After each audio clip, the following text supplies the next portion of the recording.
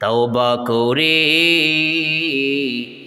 বারবার তাওবা ভাঙ্গিলাম,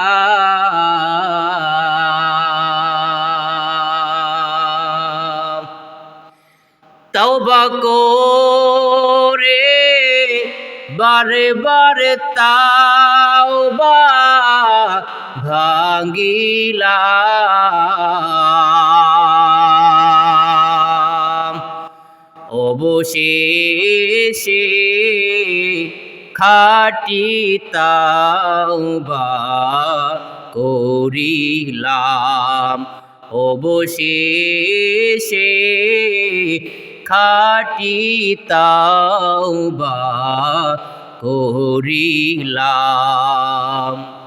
তুমি যদি মাফ না করো মাওলা বান্দারে,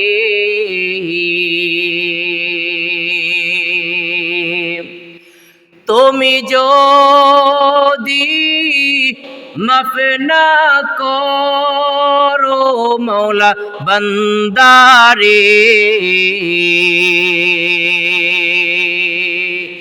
বলো তোমার বান্দা যাবে কার দ্বারে, বলো তোমার বান্দা যাবে কার দ্বারে।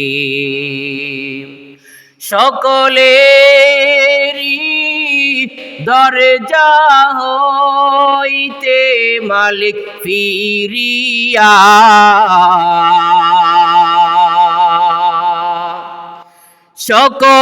সকলেরই দরজা হইতে মালিক ফিরিয়া,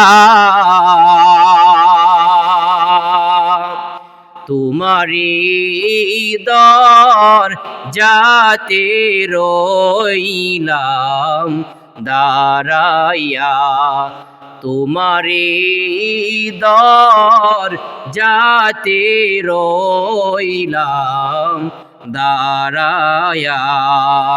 যদি দুনিয়ার কোনো মানুষ শত গুনাহ করার পরেও, হাজার গুনাহ করার পরেও সারা জিন্দেগি গুনাহ করেছে, সারা জিন্দেগি ভর গুনাহের মধ্যে লিপ্ত ছিল, আর যদি এইভাবে কান্নাকাটি করে করে রাতের একা রজনীতে, গভীর রজনীতে যদি কোনো মানুষ এইভাবে মালিকের কাছে চাইতে পারে, আল্লাহ পাক রব্বুল আলামিন তার জিন্দেগির গুনাহগুলোকে ক্ষমা করে দিবেন। বলেন সুবহানাল্লাহ। দুনিয়ার মানুষ লজ্জা পায়, দুনিয়ার মানুষগুলো অপরাধীদেরকে খোঁজে, এই অপরাধীদেরকে শাস্তি দেওয়ার জন্য দুনিয়ার মানুষ খোঁজে, কিন্তু আল্লাহ পাক রব্বুল আলামিন এমন দয়ার সাগর, আল্লাহ পাক রব্বুল আলামিন অপরাধীদেরকে খোঁজেন কোনো শাস্তি দেওয়ার জন্য না।